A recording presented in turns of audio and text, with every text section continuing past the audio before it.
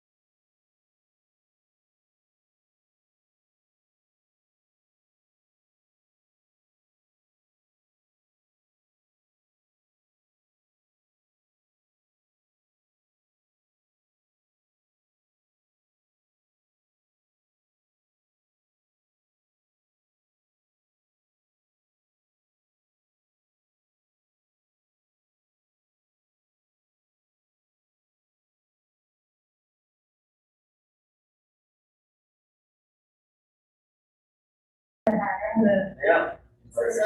All right, good morning, everyone. Good morning. Thank you so much for joining us. We're 10:01, so we're going to go ahead and get started, okay? So we stay on time and on track today.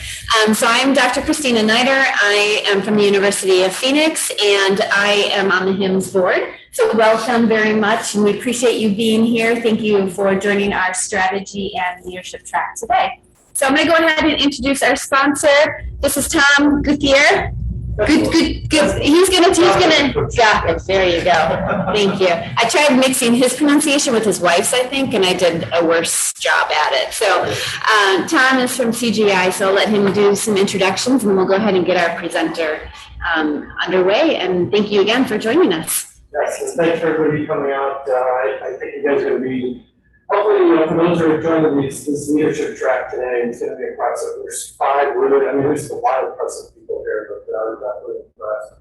So Tom got there with CGI. I actually run our consulting services in Arizona, and new to HIMSS, but not new to healthcare consulting. I've been doing this for almost 30 years. The gray hairs are coming in. So love consulting. I left similar to Dave. Actually, my background was chemical engineering, and I said that was fun, but I would jump into consulting. So if you're looking for, and some people who may not know CGI, have you heard of CGI? There's a couple of people. Okay, great. It's so 80,000 people worldwide, $12 billion, and people go, really? Started 45 years ago in Canada. We're doing about $600 million actually just in healthcare alone. And I think the 2 interesting points I pulled out is 55 million people actually use CGI technology to get their prescriptions today. We've got over 10,000 hospitals and medical facilities that we support with our technology. And so a lot of people don't hear about us because we don't advertise on a big billboards and so forth, but we're here. So if you need any services in Arizona, please look me up. I'm not a salesperson. I'm an engineer who likes to solve things. So it's out there. But it is absolutely my pleasure. I had the opportunity to spend about 9 years in the military. I got to jump on airplanes. I know General Young did also. So it is an absolute pleasure for me to introduce General Bo Young, who's going to be speaking today. Illustrious career. I did a little picking up. I was Ranger tab is not easy, okay? Parachutist tab, air assault. So those are things that I look at that are just impressive to me as a fellow veteran.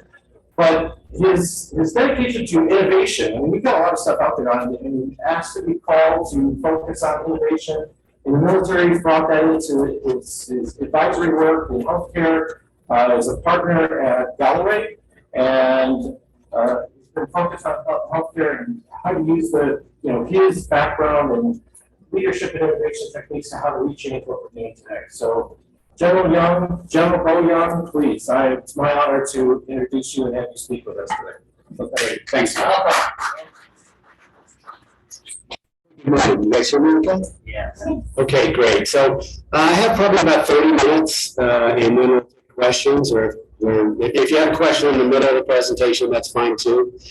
Shouldn't throw me off my game any. And anyway, delighted to be here. And today we're going to talk about, well, as the slide says, strategy and innovation in the world's largest bureaucracy, and how that relates to healthcare. And so hopefully I'll be able to make the connection, and we'll see how it goes. We'll see. Oops, I'm already having problems here. We'll see.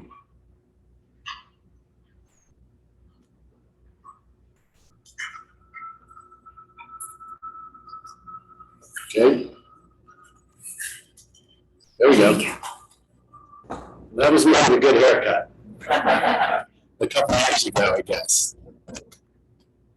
A military cut, right? Yeah.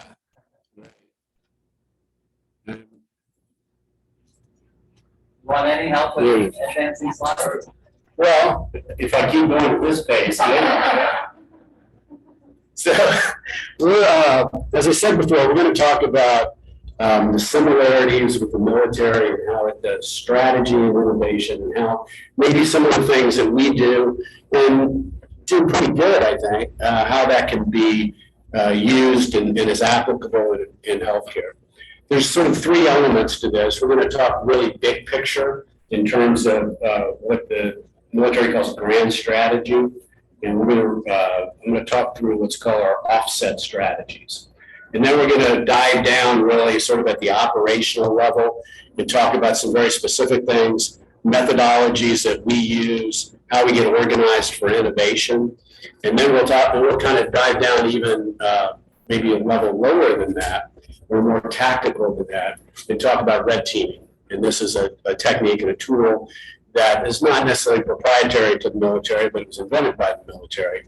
And I'll give you some ideas about how that might be useful in your organizations, either at the strategic level or at the tactical level.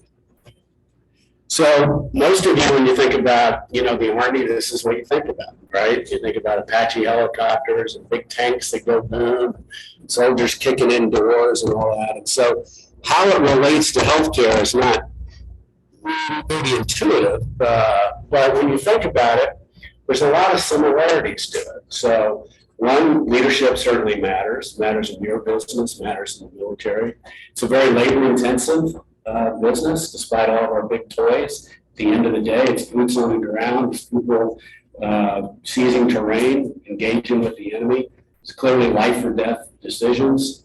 A lot of technology built into it, in a people-centric sort of business. That's on sort of the good side, if you will. And then we have some other things that we are known for in the military that I think healthcare is kind of known for in some ways.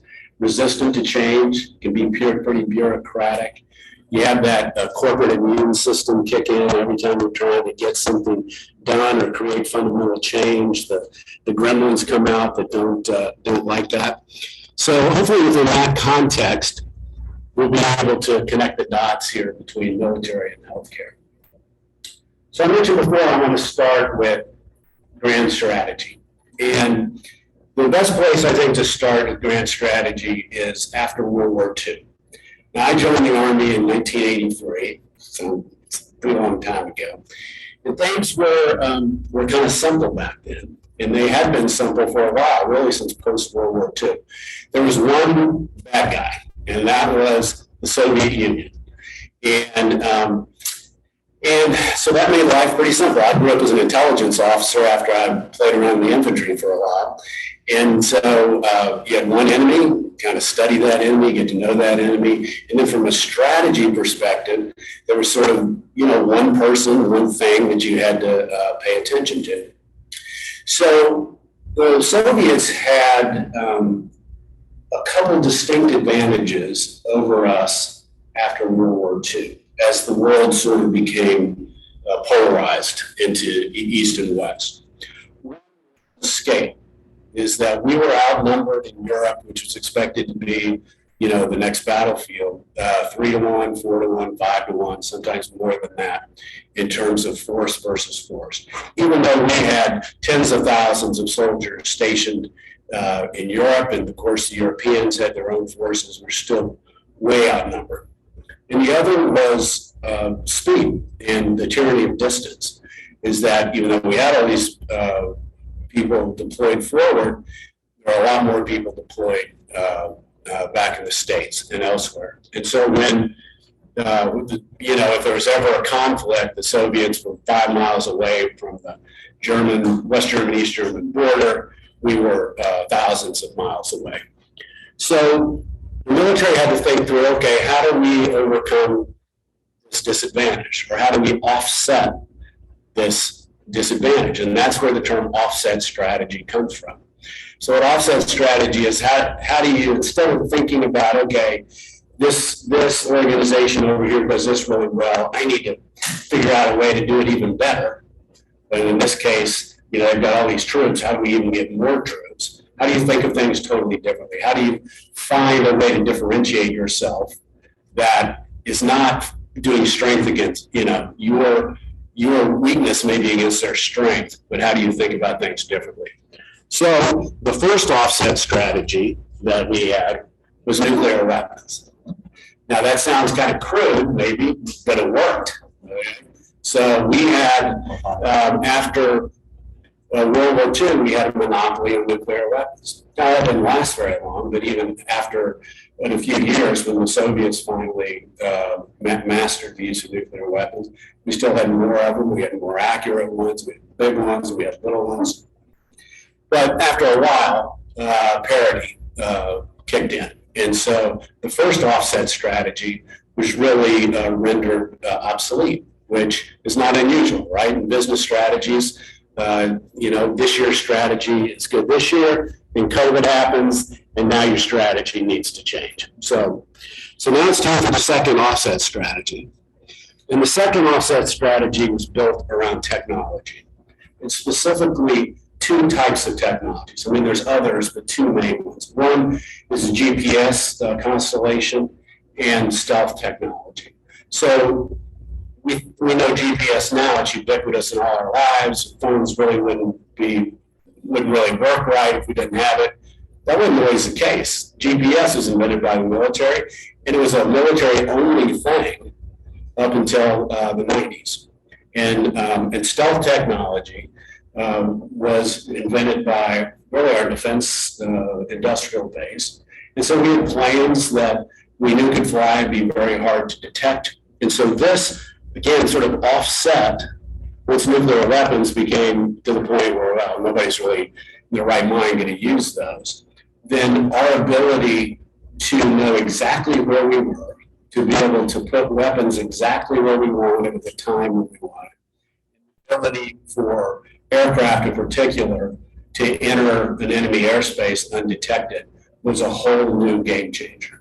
And we saw this in the first Iraq War. This is in the early 90s. Everybody here looks like they were around in the early 90s. Okay, but you probably remember those pictures on TV of, the camera watching the bomb hit exactly where it was supposed to go. And everybody's like, holy cow, how does that happen? This is how it happened. And so this was good until it wasn't anymore. GPS became commercially available. The US government decided to make it commercially available. A lot of innovations spun off after that. And then through basically industrial espionage and some innovation by our competitors, stealth technology, while we're still probably the leaders in it, is not unique to us anymore. So now that takes us where? To the need for another offset strategy. And so the next offset strategy, the one we're currently trying to implement, is also built around technology. But in this case, it's emerging technologies that while they're here, or elements of them are here, we clearly haven't reached our full potential with those. And so the two main technologies that we're talking about are artificial intelligence and machine learning. And AI is out there, it's in all of our lives. Alexa is built, off of it.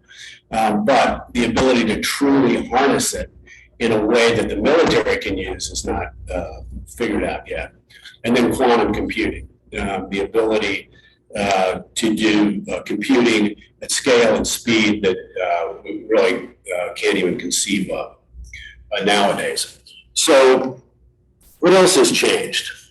The other thing that's changed as we're trying to develop the third offset strategy is innovation and disruption in the private sector.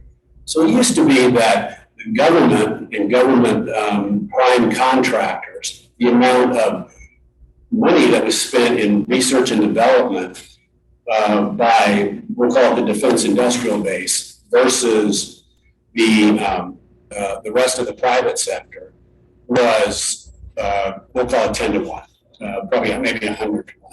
Wasn't even close. But nowadays it's actually reversed.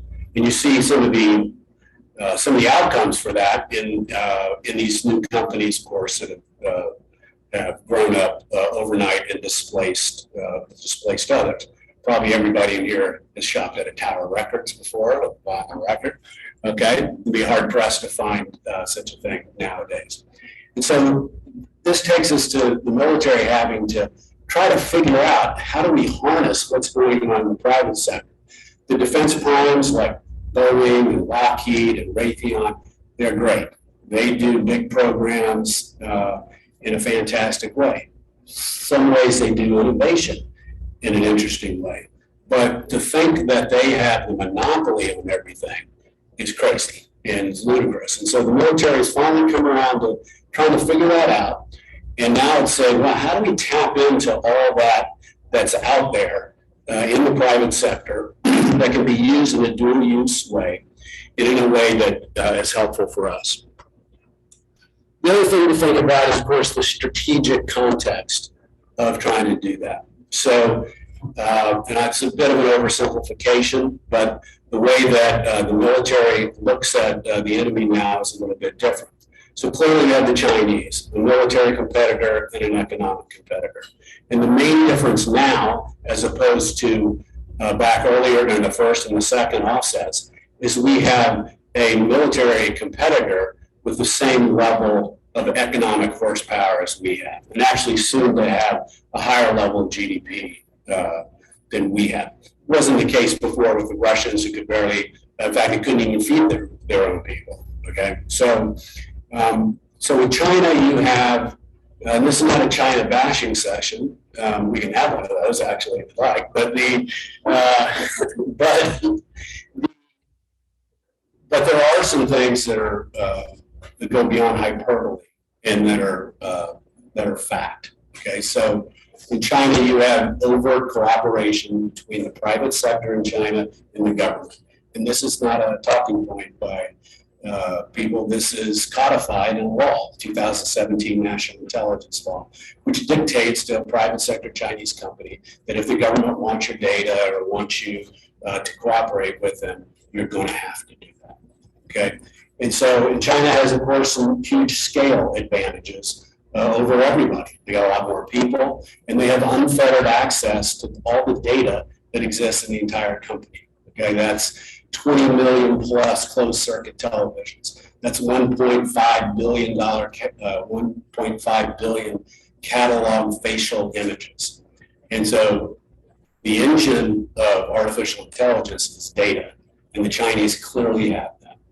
And then combined with other unique aspects of China and the way they operate, whether it's one-child policy, the invention of social credit scores, going out in the middle of the Pacific and claiming reefs as islands and building military bases there, clearly have an entirely different type of competitor than we had previously.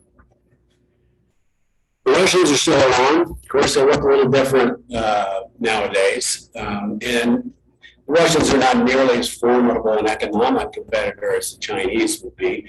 Russians have some serious problems with demographics, declining population, alcoholism, things that, you know, as a country, frankly, don't look good for them in the long term. But in the short term, they're very, very capable. And they have some very unique capabilities in unconventional warfare and cyber capabilities that can cause a lot of havoc to us, both economically and militarily. So why does all this matter? Okay, let's remember the third offset, AI, quantum computing. Let's think about these very capable competitors. And why does all this matter? Now, does anybody know what TV show this is? Okay, so what is the premise behind this show? We lost the war. And, yeah, well, Hitler and Japan split the United States. Germany got one half. Right. And the other. And why did we lose the war? It's been a while.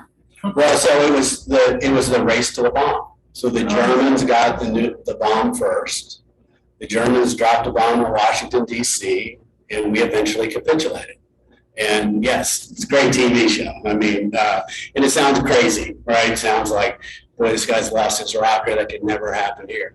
And maybe it would never happen here, okay? But if we lose the race in these enabling technologies, where Putin has said whoever can harness AI will rule the world, and if we lose the race to quantum computing, then that makes things like nuclear codes potentially obsolete.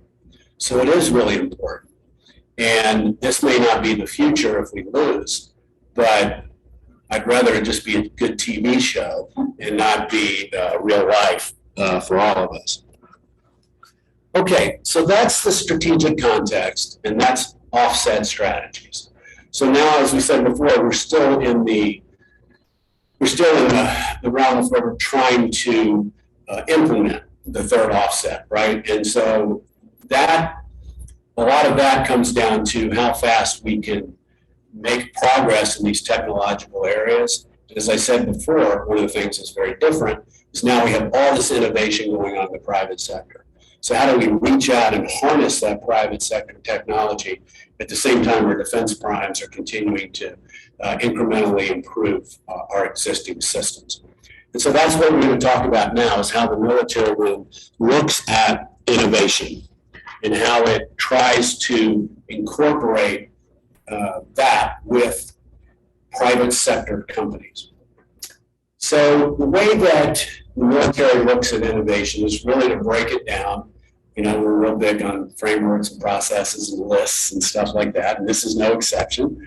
There are really 10 what I'll call critical components or high-performing practices that make up a successfully innovating organization. And so this, I think, has applicability certainly in healthcare. Now, most healthcare organizations think they're pretty innovative. Some of them are out investing in startups, or they have their own cell that's trying to do process improvement. We're really talking about something different than that here. We're talking about disruptive innovation that can change the type of care that's delivered or change the methodologies. And so from a military perspective, though, we know that if we're going to, as an organization, successfully innovate, we have to have these 10 components existing. And I'm going to talk about 3 or 4 of them now, and give you a little bit more meat on the bone. So the first thing that you need if you're going to have a successfully innovating organization is actually a process. Now, it sounds counterintuitive. It sounds like, oh, wait a minute. That sounds like a bureaucratic sort of approach to innovating. It's not bureaucratic, but it is discipline. There needs to be specific structure, a specific way that you take ideas, that you codify your problems that you're having, and that you apply resources in a priority way to innovation ideas. And this holds true whether you're in healthcare or whether you're in government or any organization. The way that the military does it is with a process that is invented by a company called BMNT, which is actually a Silicon Valley entrepreneur and an Army retired colonel that got together and worked out this process. And what it is all kind of common sense. But what it allows you to do is have a disciplined approach to the way that you codify your problems, the way that you source and curate those problems, the way you take ideas in to your company, the way that you apply resources, the way that you experiment, the way that you incubate, and the way that you ultimately implement those. Now, we don't have time today really to get into each one of these components, but there are certain principles and processes in each that, again, make innovation. Innovation is not 3 people sitting around smoking pipes and thinking big thoughts, or 2 girls in a garage, just working on something. There has to be a process and some discipline to it. And those organizations that do that will find that they're truly able to adopt innovation better than others. The second of the 10 that I'll talk about today is what we call a portfolio approach. And this is recognizing, frankly, that your organization or your department does not have a monopoly on all the great ideas out there. That it really takes a certain level of partnership with other organizations, either inside your company or outside your company, and a creation of what I'll call the network of network effects. So that whether it's a technology, whether it's a process, you're reaching out and you're spreading your bets, if you will, across other organizations, inside or outside your company, in order to maximize the potential for those organizations and those ideas and those solutions to come into you. And so the military has done this through a variety of ways. Every service has set up, and I'll talk about this in the next slide, its own organization that's specifically designed to go out and to try to network and partner with young private sector companies. They've made numerous changes to their processes, and it makes it easier to award contracts to young companies. Now, not $20 billion contracts to buy tanks. Okay, that's still sort of the old, I'll call it Soviet-style bureaucracy. But if somebody wants to experiment with something that they find in the private sector, it's very easy to issue grants for $50,000, $100,000, $250,000, and to get that done in a period of weeks, really. The third of the four that we'll talk about is organization design. Organizations, particularly big organizations that have successfully innovated, normally find that they need to carve out a separate organization, sort of on the edge of their main organization, to really be responsible for this innovation. So we're not talking again like process improvement. We're talking about things that are disruptive. And so big companies typically will create an edge organization, a smaller group that's directly responsible for it. And then once they find something, and once something takes hold, and there's a different process for integrating it inside the company. So I mentioned before, the military has done this a lot, and has found that, frankly, the big machine is just too much of a big machine in order to really be able to be nimble enough to reach out into the private sector. So my last job I had in the military was to stand up the Army Reserve Command that was directly responsible for this. So if you think about a typical reservist, somebody who comes in and does duty 1 week in a month, a couple of weeks during the year, these folks are all over the private sector, right? They work in venture capital, they work in academia, they're intellectual property lawyers. So our job was to create this network, if you will, that the Army can tap into for this extra expertise. Not only their individual expertise, but the expertise of their companies and the expertise of their networks. So this is one of the bigger success stories, I think, for the military. Finally, you have to have a culture of experimentation inside your companies. It has to literally, truly be okay to fail. This is a big concept in the military that's really hard, sort of a zero failure sort of environment to take hold. And it's one of the reasons why it's important for the military to create these separate organizations with kind of a separate culture, so that experimentation, failure, et cetera, would be able to be more readily accepted. You have to have a methodology, again, we go back to the governance of this, of being able to experiment, to iterate. You have to teach people how to think in design thinking sort of ways. And this is one of the more important of the 10 principles we talked about earlier.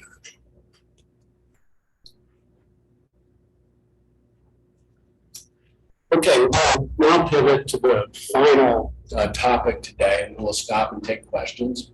We're okay on time, right? Yeah, okay.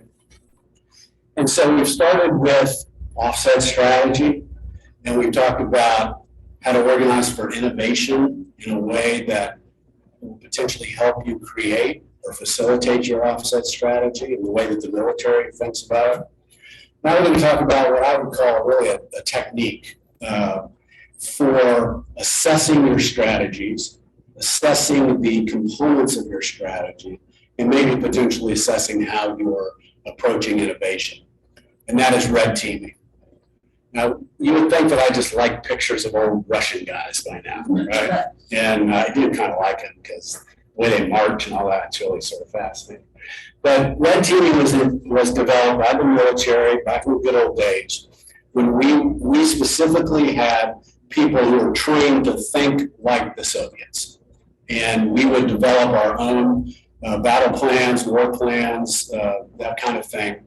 And we would ask the red teamers, okay, you're trained like a Russian, trained like a Soviet, you're supposed to be thinking like them, poke holes in our plan. And we had a lot of success with it. And we never had to, I guess, truly implement it, right, since we never went to war. But people saw a lot of value in the construct. And so then red teaming began to take on a broader, a little bit more generic approach than just thinking about war plans and thinking about the Soviets. What red teaming is really designed to do is to give you a process, potentially a group of people, to look at your operational level plans and to identify flawed assumptions, places where the group is prematurely aligned on a decision, and to generate new ideas. So the principles really that red teaming is built around sound a little bit like, apple pie, if you will. Things like self-awareness, mitigating groupthink, applying certain critical thinking. And the reason is you want to identify whatever biases you have, either biases in the way that your thinking processes work, biases in the way the decision-making process work. I mean, all of us have worked in an organization, I'm sure, where a decision is made by a relatively small group of people. There are a lot of people who thought that was the wrong decision, and nobody felt culturally like they could speak up. And so red teaming fundamentally is designed to solve that problem. And so organizations that do this well culturally have an adoption of this philosophy or this process. Maybe not exactly the same thing, but it's okay. People are paid in order to challenge the conventional wisdom. And by doing that, what you find, not necessarily an epiphany, okay? It's not like every time you do this, you're like, holy cow, we're 180 degrees wrong. What you find, though, is that people have a lot more confidence in the decisions that are made, and then some of the decisions that are made are changed in a better way.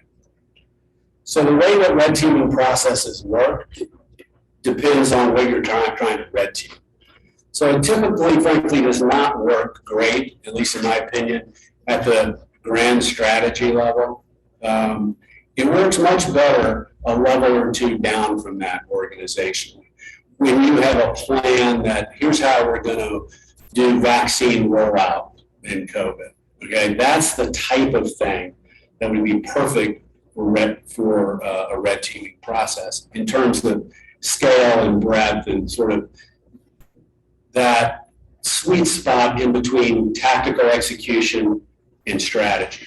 So we always start with introducing the problem. That sounds pretty basic, but let's make sure we all really understand the thing that we're red teaming, okay? And then we identify the key success factors and the assumptions and the facts around what the problem is or what the initiative is or what the strategic objective is.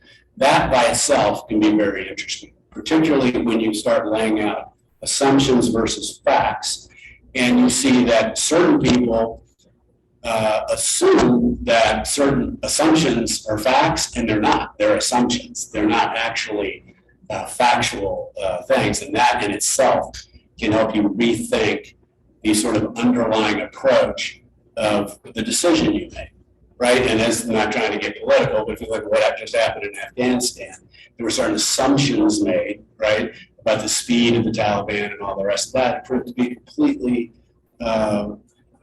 completely erroneous. And probably somewhere along the line, somebody said, that's factual. There's no way they'll move that fast. When, well, it turned out to be a totally different thing.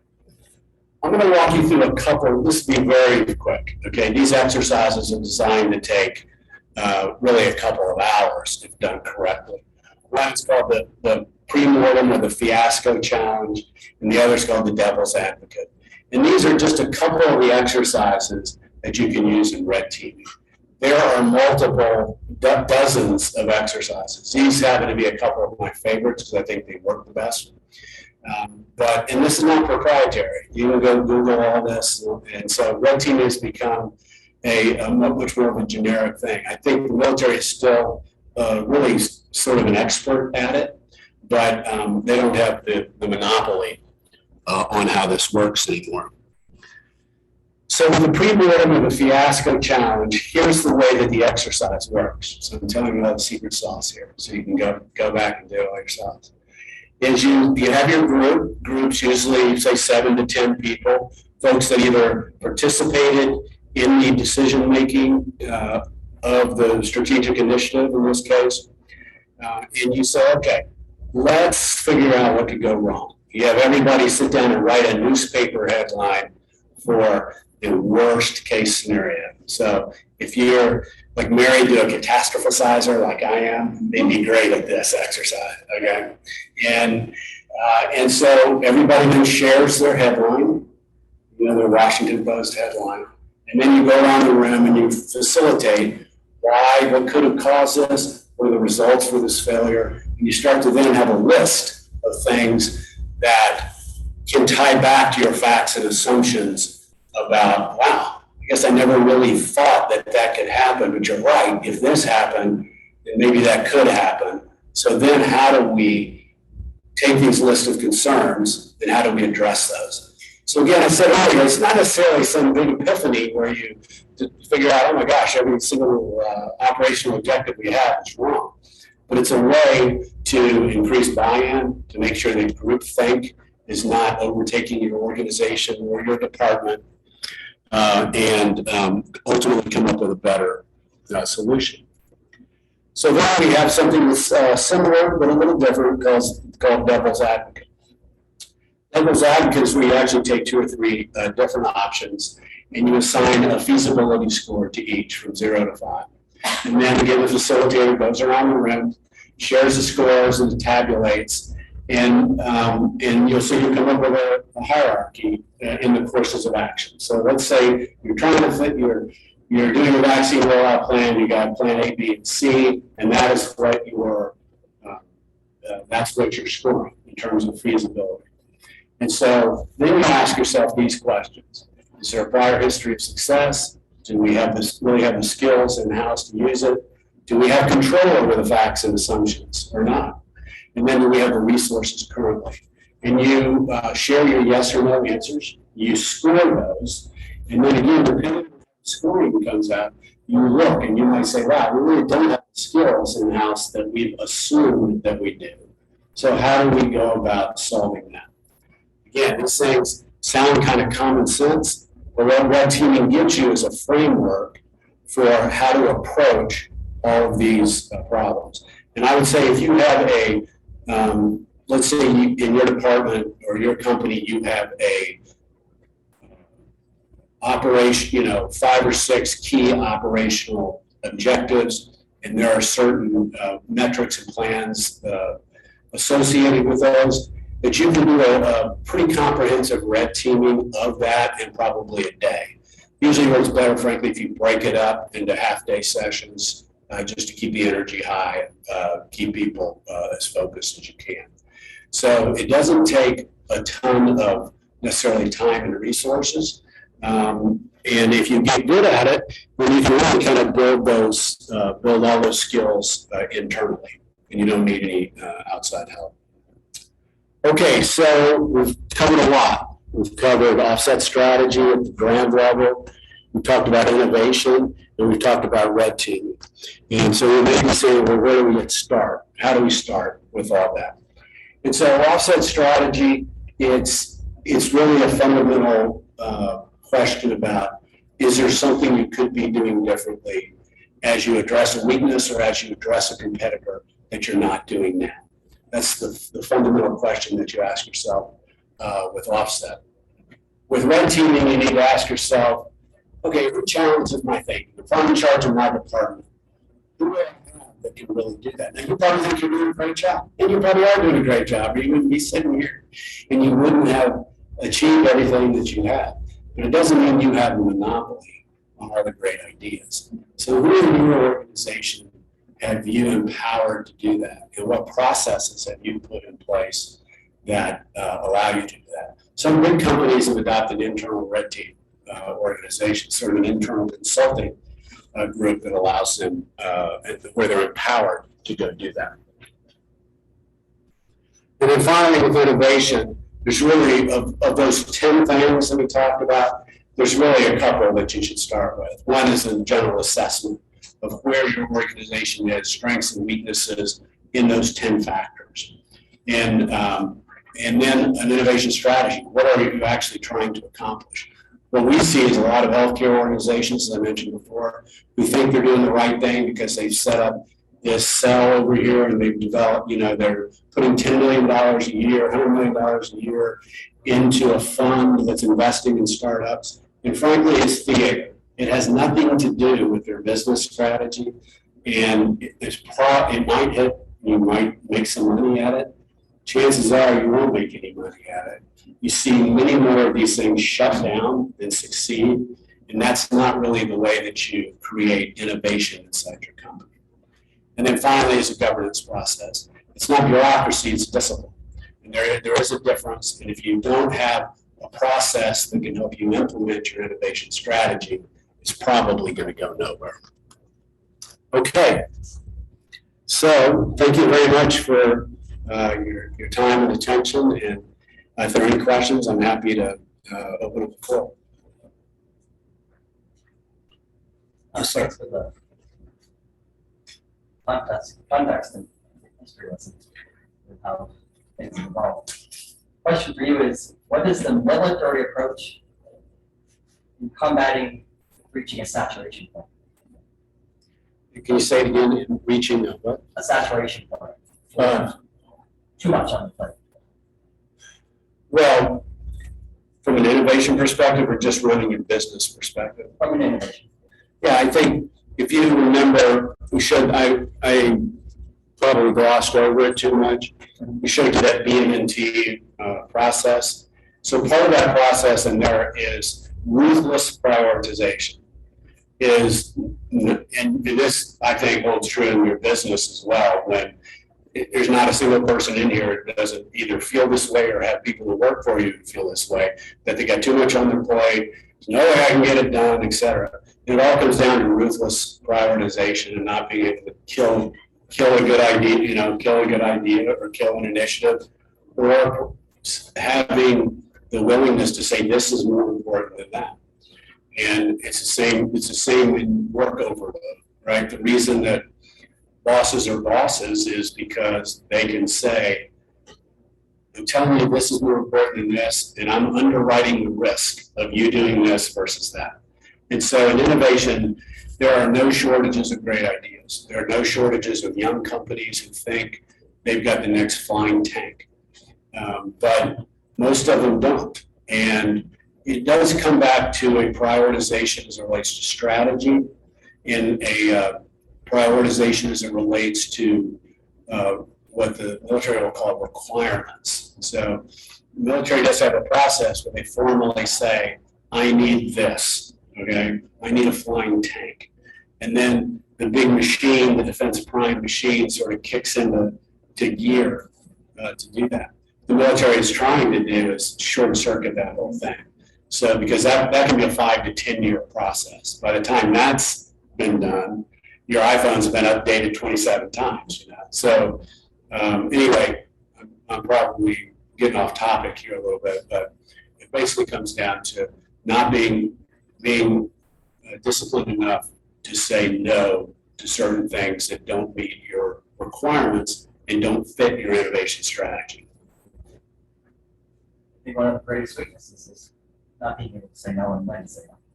Yeah. For someone who's achieved. Well, it's an art, and it's really what bosses get paid to do. I mean, in addition to all the other things. But anything else?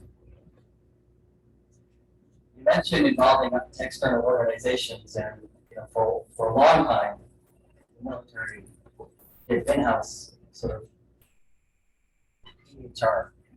So in the last decade, outreach to various healthcare organizations and vendors that help within the EHR platform for the military. Can you provide any context around that decision and background?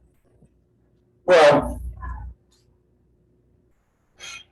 I think it's an example of trying to do the right thing. I'm not sure it's being executed quite right, but it's hard to argue with saying, hey, we should go to the private sector and led companies that have done this for real to take the place of our in-house system that doesn't even talk to the VA, you know. So directionally, it's in the right spot. I think it's, you know, it's an example, frankly, where Congress pushed the military to do it, and if they didn't, I don't know if we would have done it. But so we have that dynamic too. Things are legislated. Yes, sir. First of all, thank you for your service. Thanks. And I had opportunity to attend a presentation by General Stan Crystal last week, talking about JSPARC and some of the challenges between interoperability between the branches. So his point was the Rangers hate the Marines. Yeah. I'm sure you experienced some of that. So, I don't hate the Marines, but well, maybe it was my interpretation of what he said, but there's a very lack of interoperability. So you're talking about your red team. Was that just worded within the Army then, or did it include other branches of house? You know, maybe not commercial, highly outside, but other outside military. well, it can certainly be used across branches. There are certain, the way the military is organized, sounds like you know this, but maybe everybody doesn't, is, you know, it's very service specific, right? So there's the Army, the Air Force, et cetera. There are cross-cutting organizations called joint organizations, one that Stan led, Joint Special Operations Command, has got Rangers in it and Marine Recon and Navy SEALs as well.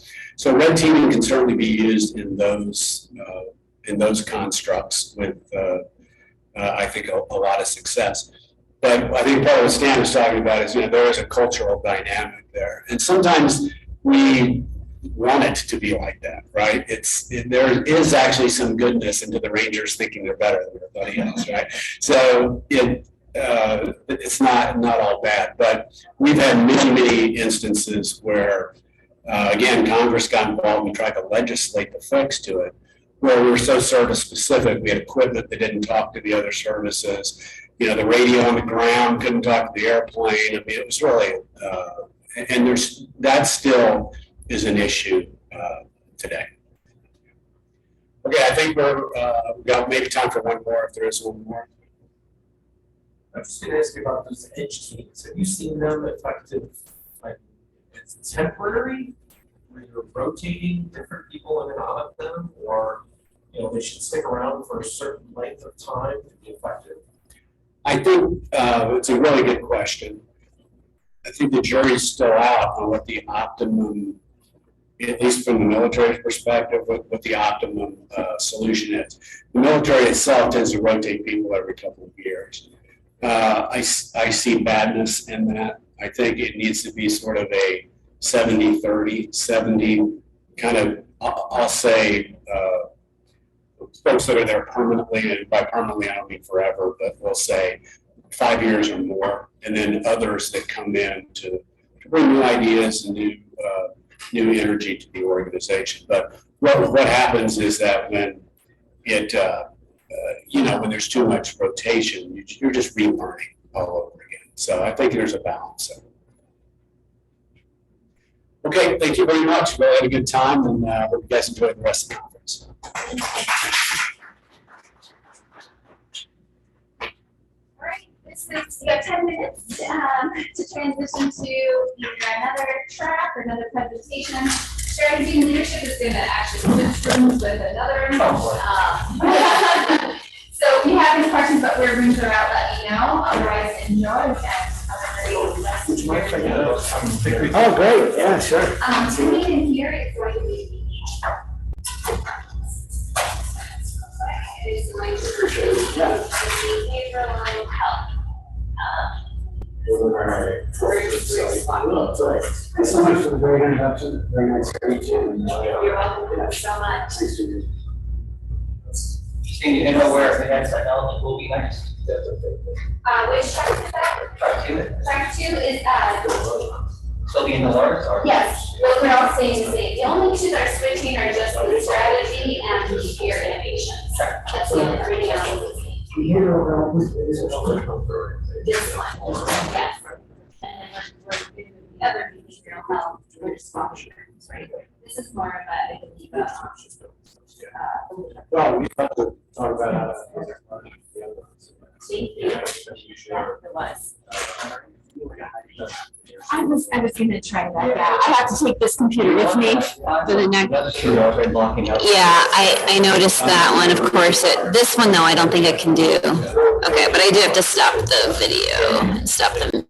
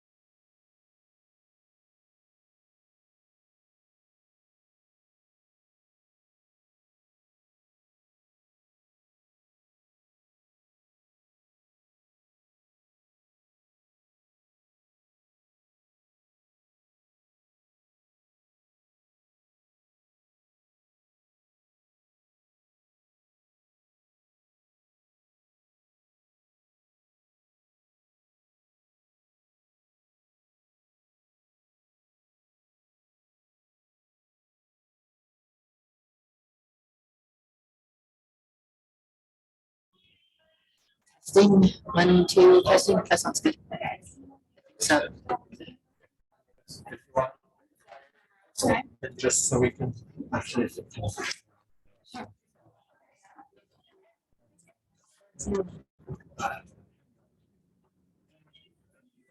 testing, 1, 2, good. That sounds good. Yeah, I know I'm not getting any feedback, so that's good. Perfect. Excellent. Did you need anything else? Yes.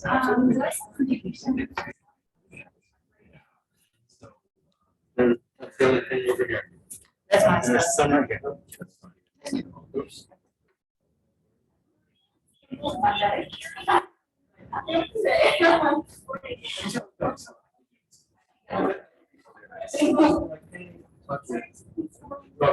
I'll go grab it real quick. I'll wait till that works. But I have little numbers, a 5, a 2, and a 1 to count down. Okay, how much time is left. Okay. And then that way, so if I hold up a 5, you're like, what is she doing right there? So that's just. And it must have, are you counting? Are you counting down to the question and answers, or counting down to the total time? Yeah, so you have 50 minutes total time, so I start at 45. Okay. And then I'll give you your 5-minute mark. Sounds good. Okay.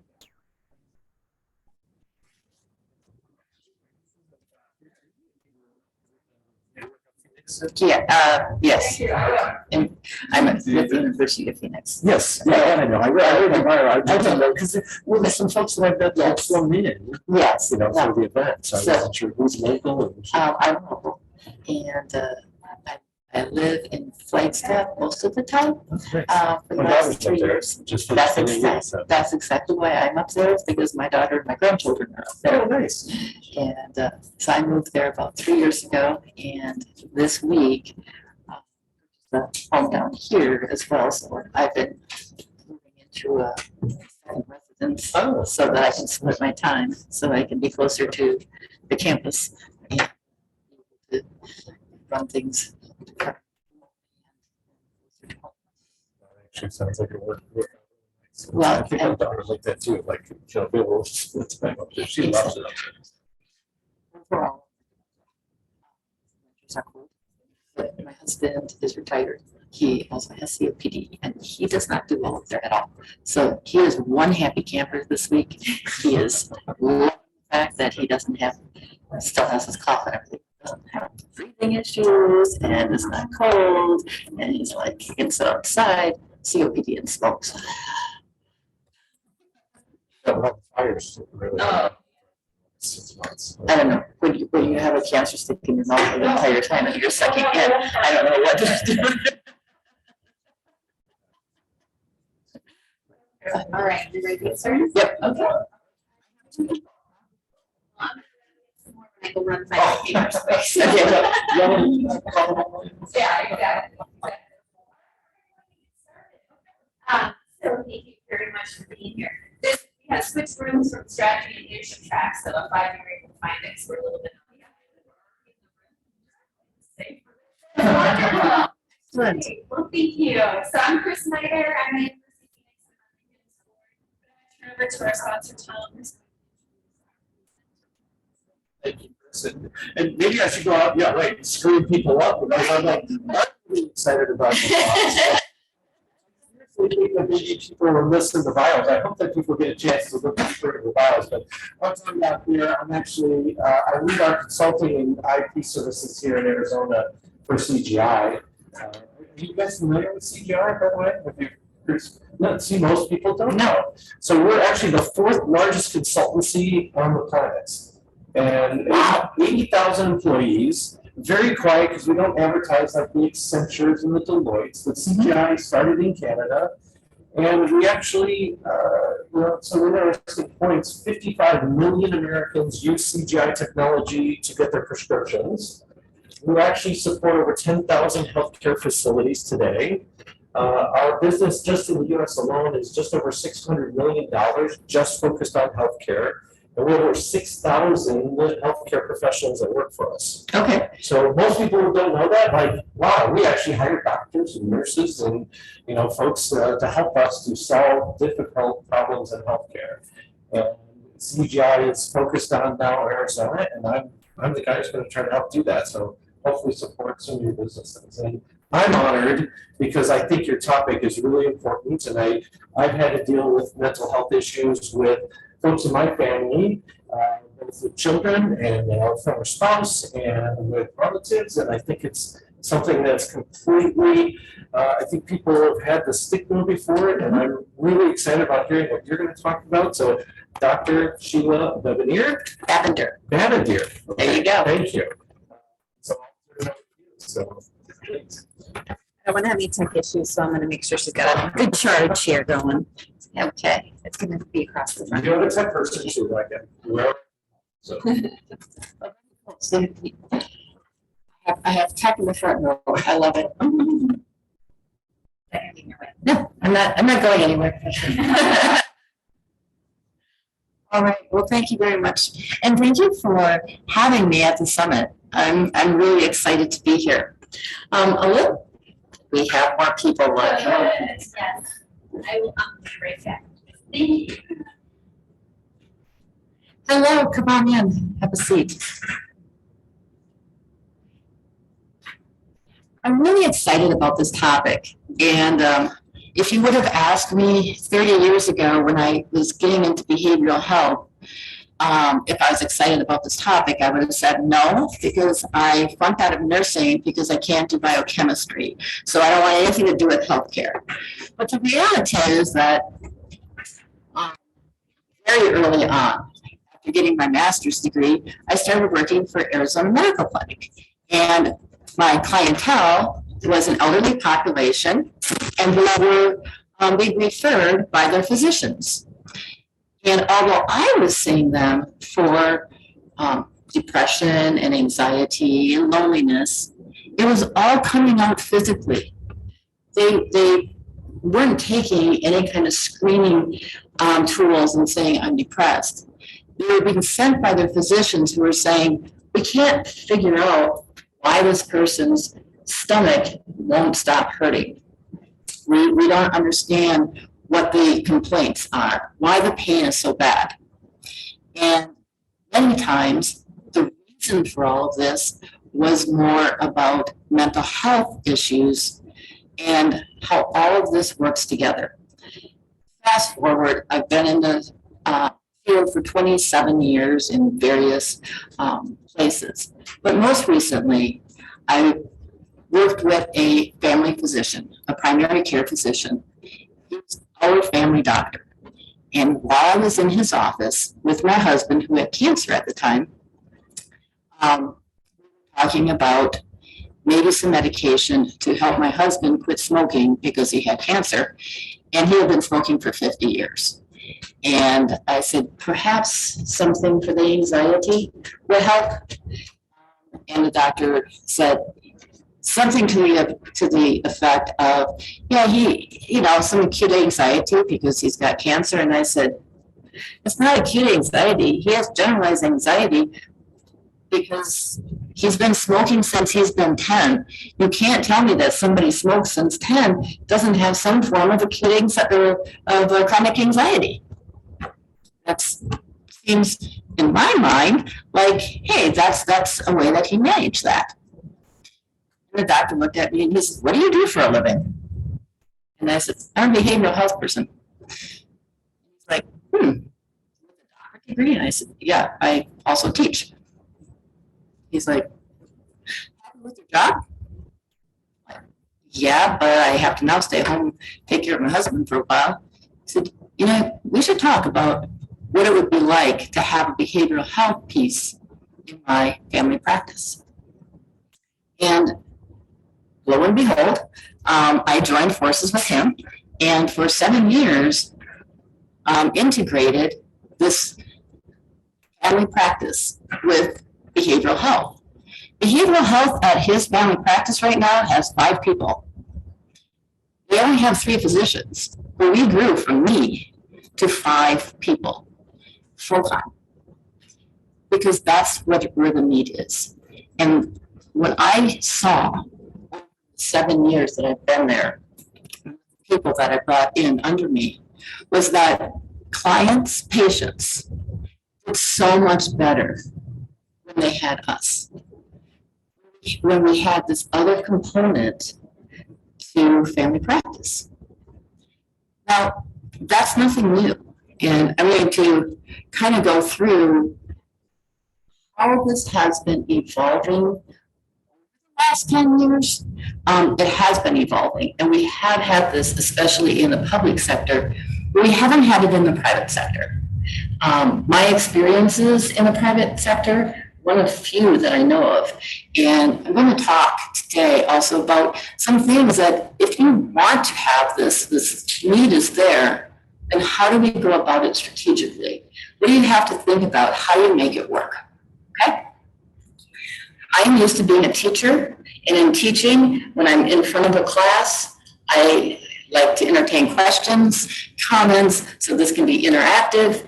I don't like to be the only person in the room talking. So feel free, jump in anytime if you have questions or thoughts or comments. Whenever we try something new, it's because we have a need. Well, what is the need here? The need is that 20% of primary care physicians will say that their patients are coming in with some kind of behavioral health indicator, something besides their physical symptoms that have a behavioral health component. Now, that's one fact, right? But 66% of these physicians say that they can't connect with the behavioral health provider. So they're trying to give out a referral and they can't. This was from 2017, these statistics. That was pre-pandemic. If you were listening to Channel 3 News on Monday night, they were doing a segment just on behavioral health. And those of us in behavioral health can have a 3 to 5 month waiting period right now just to get in.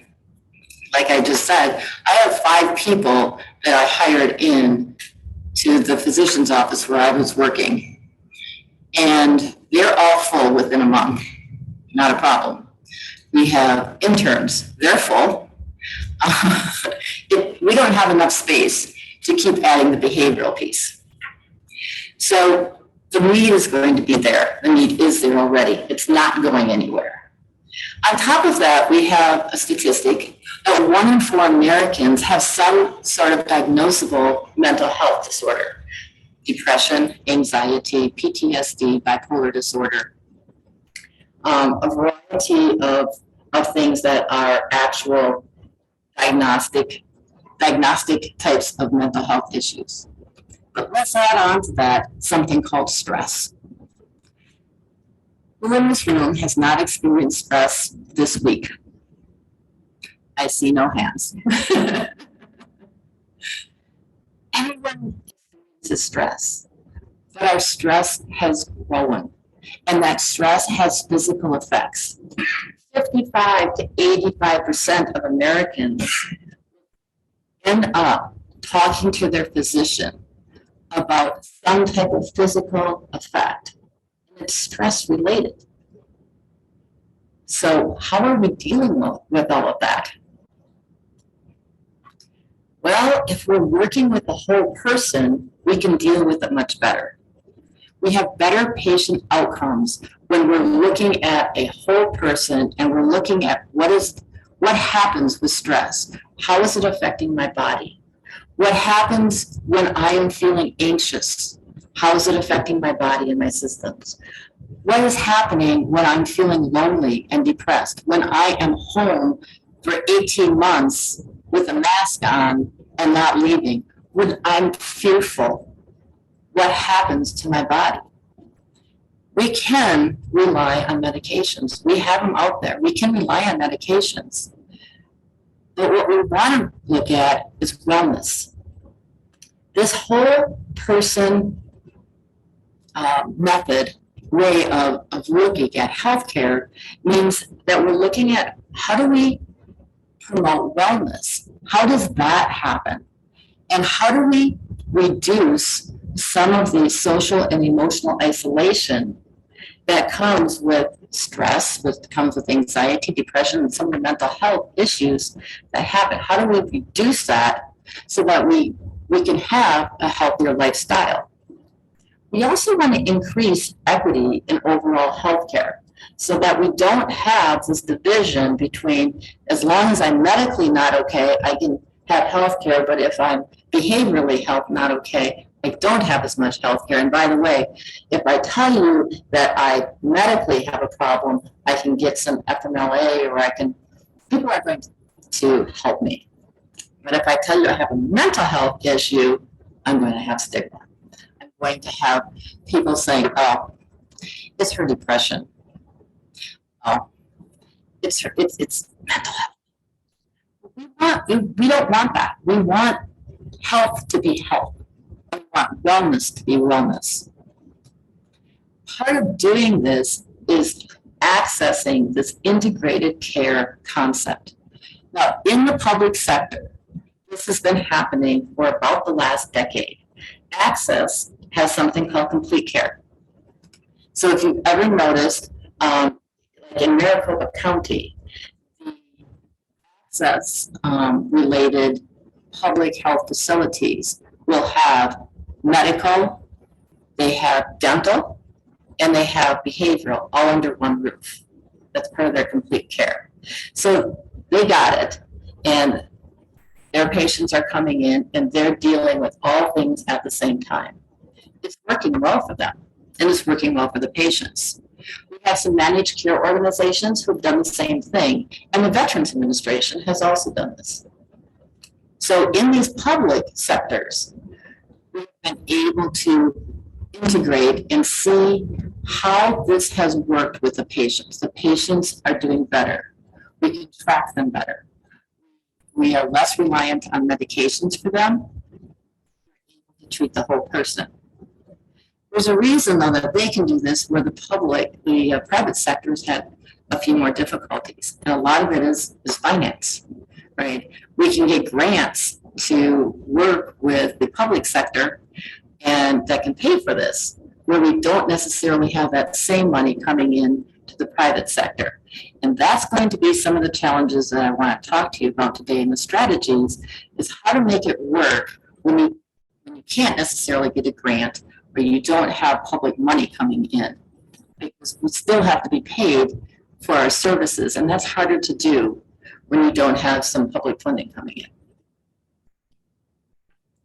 So there's a couple different ways that we can move this towards the private sector. And moving it towards the private sector means putting behavioral health in a primary care practice. I list 2 ways of doing this. There is also a third. The third way of doing this was what I talked about before, is having a referral system that you can count on, okay? If you have that referral system that you can count on, then you can just refer out. Now I have to check my notes for a second because I haven't been paying attention to them whatsoever. But I have some statistics on here that I wanted to share with you. First of all, was that first statistic? 66% of our primary care physicians can't even find someone to refer to. So that's a pretty good statistic right there. So now we're down to what? 34% who do. Of 34% who do, about 20% of that group of patients will actually follow through, make the phone call, make the appointment, and attend the appointment. 20%. Now, the second way that we can integrate is we can co-locate. Co-locating means that a private practice behavioral health person or a group comes and shares office. So they share the space. They're not under the same umbrella. They are not under the same finance. They're not under the same name necessarily, but they are sharing space. When we have that happen, we can do what's called a warm handoff. And now I can say, patient, I want you to meet my behavioral health person. that's located right down the hallway, and we can call you in and we can do a warm handoff. When we can do that, we increase to 40%. About 40% of our patients will then go ahead and make that appointment and follow through and see you on whatever day you have an appointment available. Our third way is called embedding. And when we fully embed, that means that within this primary care practice, we are going to have a specialty, and that specialty is behavioral health.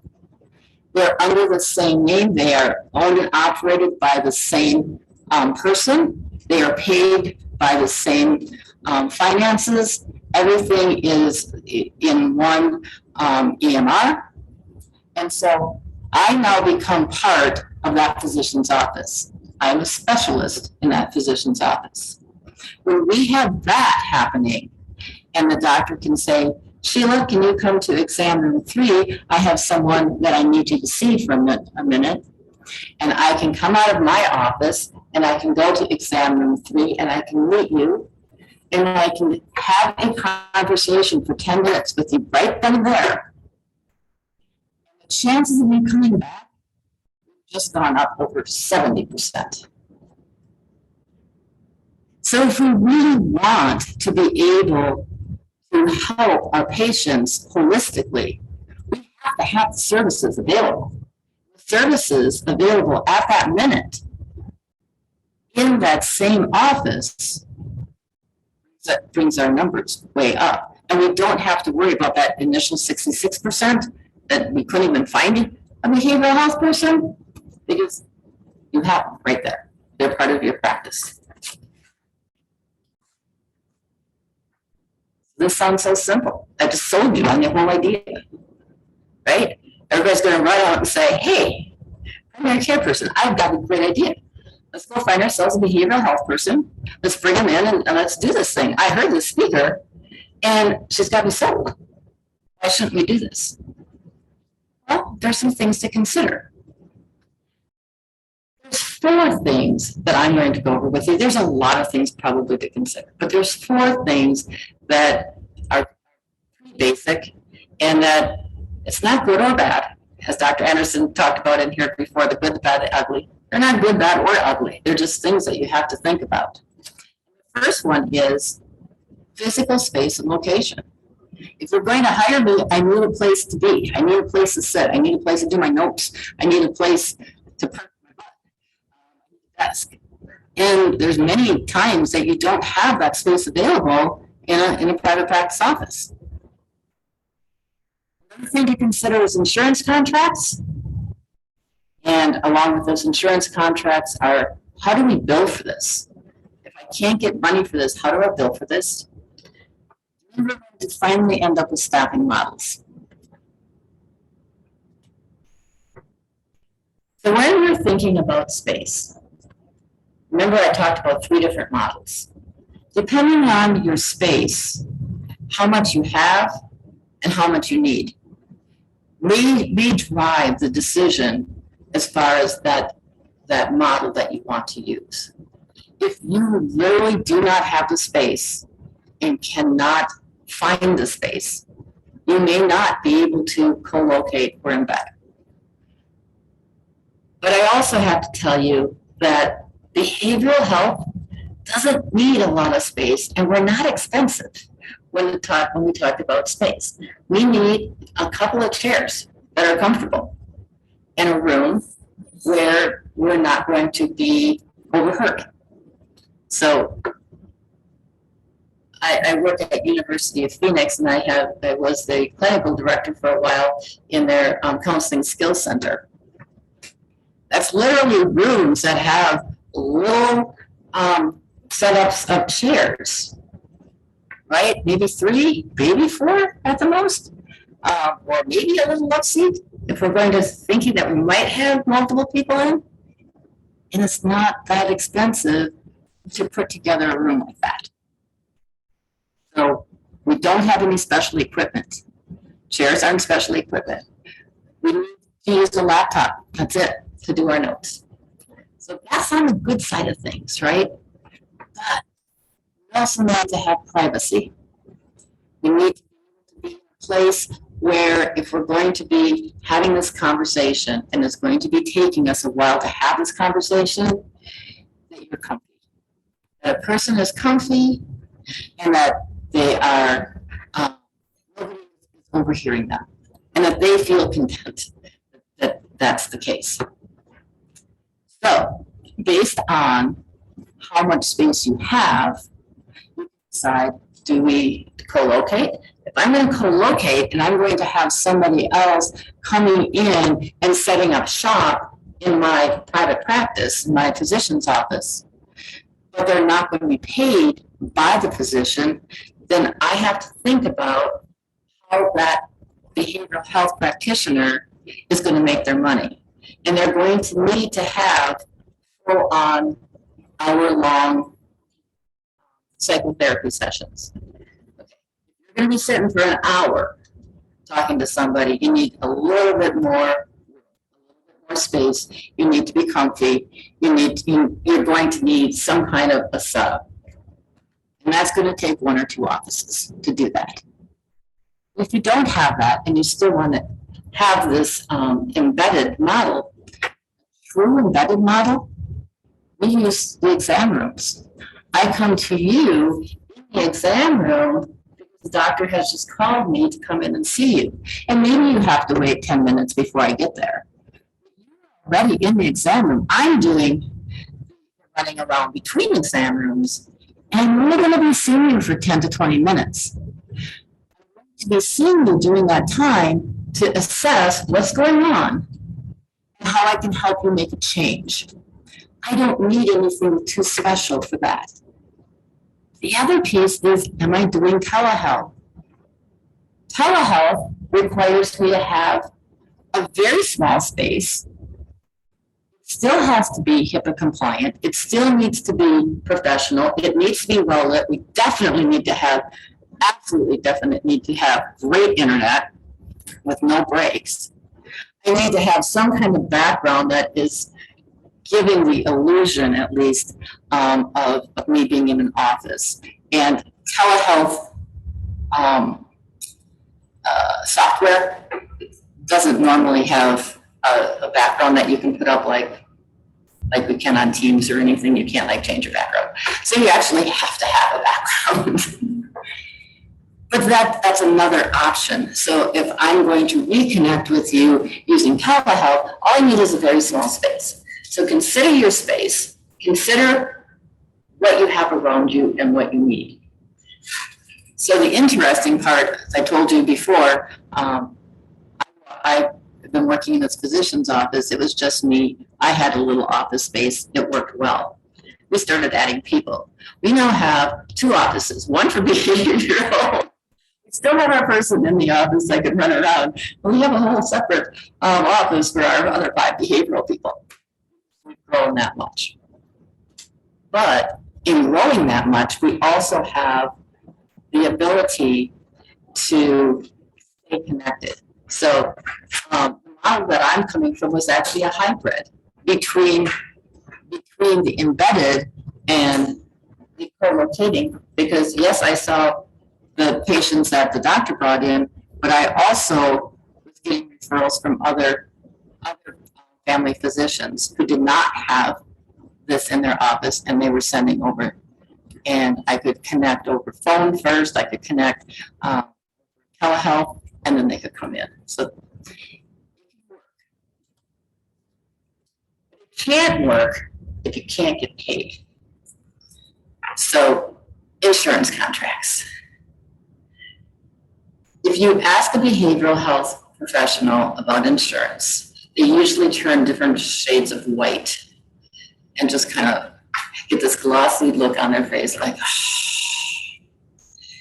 And the reason is that if you are a private practice behavioral health professional and you are trying to manage insurance by yourself, it is really a very time-consuming and frustrating feat.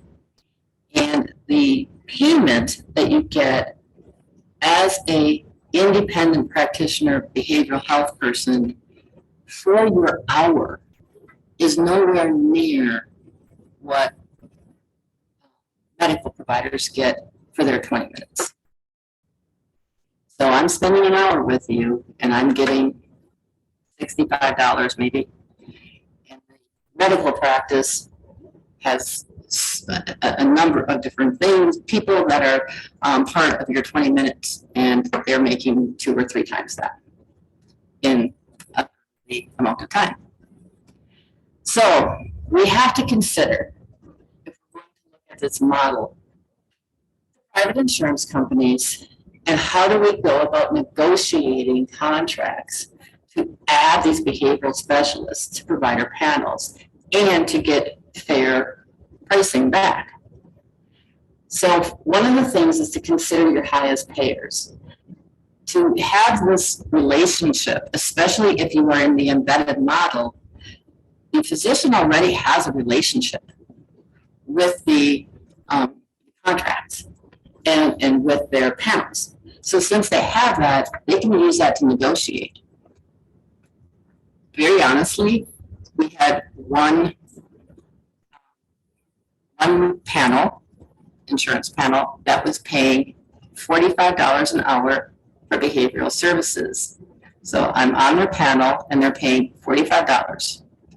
And it has a $25 copay by the patient coming in. So that's it, right?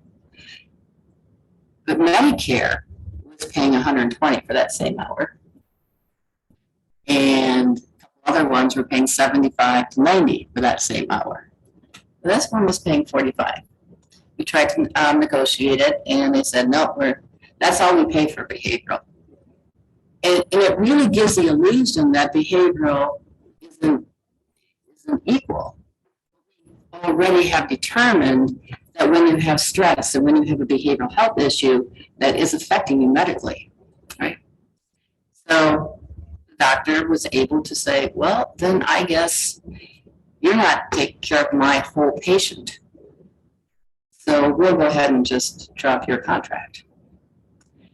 And I don't know, but the next week I was getting reimbursed at $75 an hour.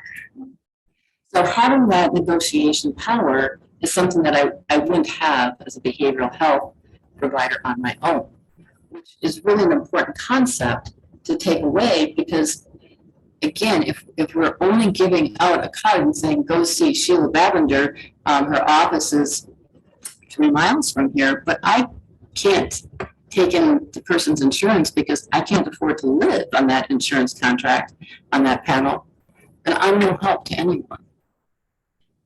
So being able to have the right negotiators working with insurance companies really helps. And if you have a established physician's office, they already have that negotiating power.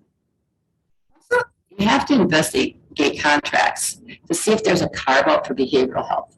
This is really important. A lot of the contracts will have some kind of language that says, you know, we don't do behavioral health. We give that out to a third party or to a different administrator, and it's paid differently.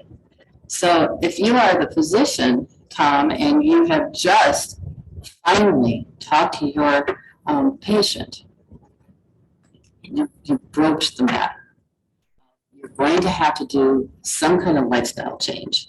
And I know that's really difficult, and you haven't been able to do it for the last year. Look at your symptoms. Your blood pressure is still up, the stomach's still bothering you. I've got you on 4 different medications. I'd really like you to talk to my behavioral health person. We bring me in and I have a great conversation for 10 minutes. We're all ready to go. And we get you up to the front and we are talking to our receptionist. And at that point they say, oh, yeah, you're not insurance. It doesn't cover behavioral. Well, what is her rate without insurance? Well, it's $100 an hour. She's there, spend 20 minutes getting me there. We're going to have a really upset patient. And we have just wasted this time and this energy where we could have gone forward. So these are all things that, your support people and your admin people need to know is who takes the insurance, who doesn't, are there carve-outs, aren't there carve-outs, that type of thing. Right along with the insurance is, how do I bill? How do I code? So this was something that we had to learn too. I do have 3 codes. Individual for an hour, family for an hour, and group for an hour and a half. Those are the 3 codes I ever used in my life. I had to learn, hey, there's a lot of codes out there. And the CPT codes mean different revenue. And again, I'm going to have to get paid somehow. So I have to know those streams, or at least someone in the practice needs to know and needs to be able to investigate what those are. So there are psychotherapy codes, and that's fine. They are probably the ones that you use the most. But there's also what we call behavioral add-on codes, and this is becoming more prevalent. I actually was just doing some research on this, that in this past year, they're adding on more and more codes because we have more and more people coming in to primary care, talking to their doctors, and their doctors don't have behavioral health, but are giving behavioral health counsel. So we actually have now behavioral health counsel codes for happening during a medical visit, whether it's done by the physician or whether it's done by somebody else in the office. There's also something called a collaborative care code. So this is in an embedded situation when you have you have your behavioral health person, you have your physician, but you also have somebody in support that is calling insurances, is talking to the patient afterwards, is making some phone conversations. It's all billed as one group. So these are the important things to think about. How much do each of these bring in for revenue? What is the time spent by these various people? And how does that split out for your practice? There isn't a recipe card that says if this, then this. What there is the idea of how do I know, what do I have to explore? So this is really about exploring these types of codes so that you know, hey, how do I get my revenue? Can't practice without it. So those are some of the nuts and bolts, but now you also have to have people. And your staffing model is really finding the right people and learning who and how it fits together. Here has worked in an office where you go, wow, I don't fit. Okay, that happens, right? You don't fit. You know that this is not good. Who here has worked in an office where you feel like, wow, I walked in and I feel like I'm at home. Finding that balance, and that's part of your staffing model. But here's some other things to consider. We have to weigh between and balance between what am I going to be able to bill for and take in, and what is my output going to be? For salary, for malpractice insurance, for the cost of the license, continuing education. These are things that your provider needs. But what's the intake? So we have to look at there's basically 3 different levels here. We have the psychologist. The psychologist has they're a licensed psychologist in the state, they have a PhD, and they're considered a level 2 practitioner. They can bill for all insurance, everything they can bill out. They have basically no restrictions. They can bill for Medicare. Medicare is one of our higher payers. And they can even have hospitals privileges at some points. They also have a higher salary. Their salary is going to be about $20,000 to $25,000 a year higher than our other 2 levels. So balancing, is it worth it? They're also going to have higher malpractice insurance costs. They also have a higher cost of their license. And they also have their cost of continuing education is probably roughly about the same as the other two levels. So we also have 2 level 3 providers, one of them being your licensed social worker, the other one being a licensed professional counselor. These are master's levels people, and they, our social workers can bill Medicare. Our counselors cannot. Our social workers have a history of connection with the medical field. A lot of times have social workers in the hospital.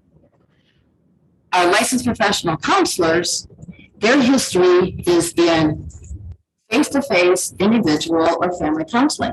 This is what they do. They know the things to ask. They know how to ask it. They know how to create change. Their job has never been to connect you with other services. It's been to give you service.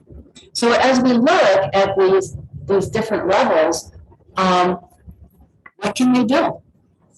Well, unless we can get our legislature to sign the bill that's been out there in Congress and in the Senate to allow LPCs to bill for Medicare, still can't. There is a bill. I was actually in DC 2 years ago trying to promote that bill. Nobody was in, it's bipartisan, nobody's against it. Can't figure out why it doesn't get signed. So we have to look at what kind of reimbursement we get. The reimbursement for most private insurances between the level 3 and the level 2 is only about $15 to $20 an hour. It's not that much for the output. So there's really good reason why we can stay with the level 3s and we don't have to put the outpay for the level 2s. What are we thinking about when we're thinking about salary? There are so many different ways of doing this. You can hire a person and it's 40 hours a week and I pay you a salary. But in this practice, the only way that I'm getting any income in is if you are able to bill. So we have to have that conversation. If I'm going to be on salary, then I need to be busy, simply being able to bill 6 to 8 hours a day. I have to have that patience. I have to be able to justify that I'm going to be a full-time person. And that might be that I'm seeing 8 people for an hour. That might be that I am running to number 3, number 2, number 5, number 6, and just running back and forth all day and billing for 20 minutes. Doesn't matter, whatever works. But that has to be considered. Behavioral health can also be part-time. Do I need somebody there all the time in this practice? Something to consider. What is my job going to be? Am I just sitting and talking to clients, or am I going to be doing some psychoeducation? Am I going to be going out and doing anything marketing-wise so that I am bringing more clients into our office? What's my job going to be? Am I going to be part of a team? Am I going to be a separate service? These are all things to consider. Could I be paid per diem, meaning that when I bill, I get paid, and when I don't bill, is that going to work for me, the person who's coming in? If I'm on contract, do I get a percentage of the profits? Are you going to use me as a consultant, which is another method of doing this? Again, there's no recipe cards, but these are all things that have to be considered if you're going to make this work. And it can work very, very well and be very profitable as long as you're willing to sit down and have honest conversation with the person that you're bringing in. Taking a look at whether or not your practice is a managed care access in Medicaid, if that's the case, you can actually bring in a less experienced associate level practitioner. Why? Because access pays the same for LACs, licensed associate counselors, as they do LPCs, licensed professional counselors, and the same thing for social workers and MFTs. They pay the same. Once you have the L in front, the license, it doesn't matter what the next initials are after it. So you can get the people who are fresh out of school, who are trying to establish themselves, and have someone in your office that can supervise them. How do I know that? Because I'm supervising 3 right now. It's a very good deal. We do not have access in our office, and we do not have Medicaid. However, there's another kind of billing that is called Incident 2 billing. And that means that as long as you have professionally licensed professional counselor, a licensed associate can bill Incident 2. So they can bill under me, basically. I have to look at all the notes, I have to sign off at the notes, and I have to have consultations. But they can actually bill that way and get in. That's a great deal for both practice and for newer people to learn how to work in this environment. Do you have a high percentage of Medicare people? If you are a private practice that does, physician's office that does, you might want to consider an LCSW. They can bill for Medicare. You might want to consider a psychologist, although you really want to look at what the psychologist's job is going to be, since they have the ability to do a great deal of testing and psychological evaluation that may or may not be needed in a private physician's office.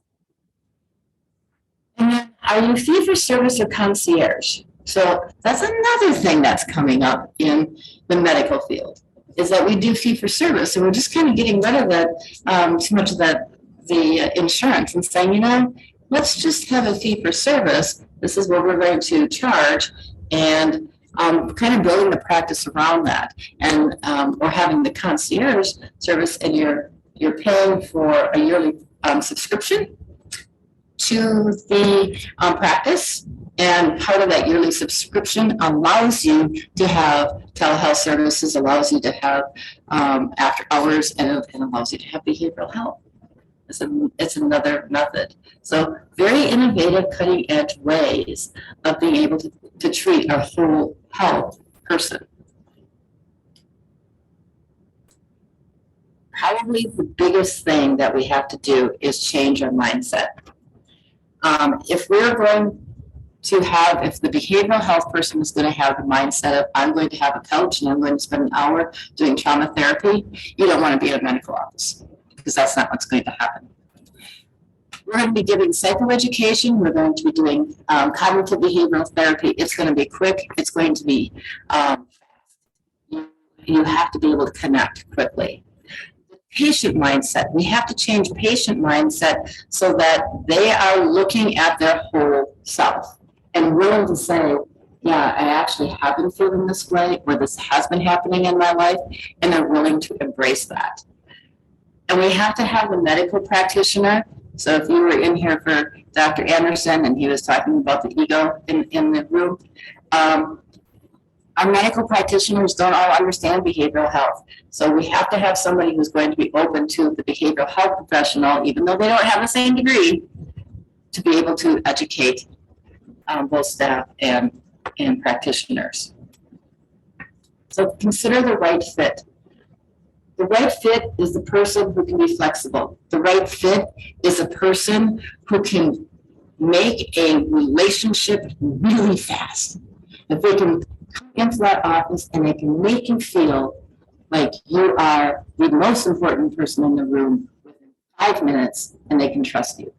And that takes a very specific type of personality. We have to be able to connect and bond quickly, be open to the information, and you have to be able to fit well in that flexibility with everyone around you. If you're going to make it work, that's how you go about doing it. And it can be a wonderful thing, because your patients will not be as reliant on all of the medications, and they are going to have a wellness mindset, basically. Time's up. 3 minutes for questions. Questions.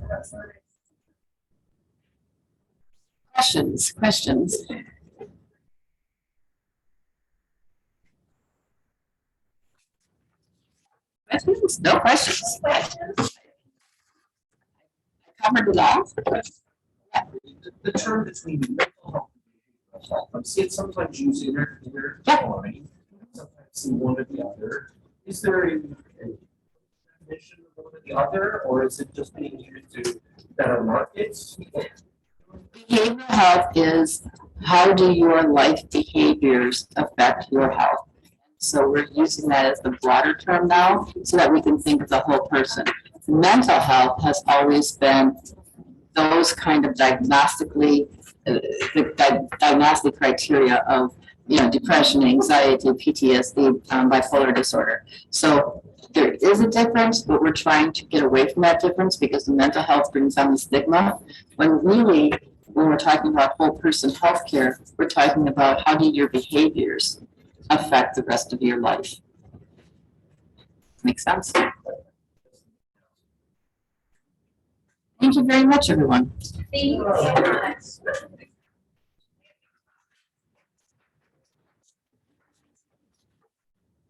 Just a couple of items for you. Lunch is served in the courtyard. 1 and then at 5, we'll be doing our afternoon speaker back in the large room. And then we'll do another afternoon session. Enjoy lunch. Thank you. Thank you. Started to see it.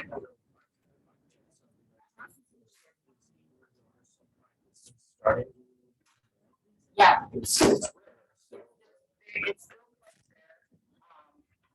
It's we actually ended up doing more of a hybrid. We started out with the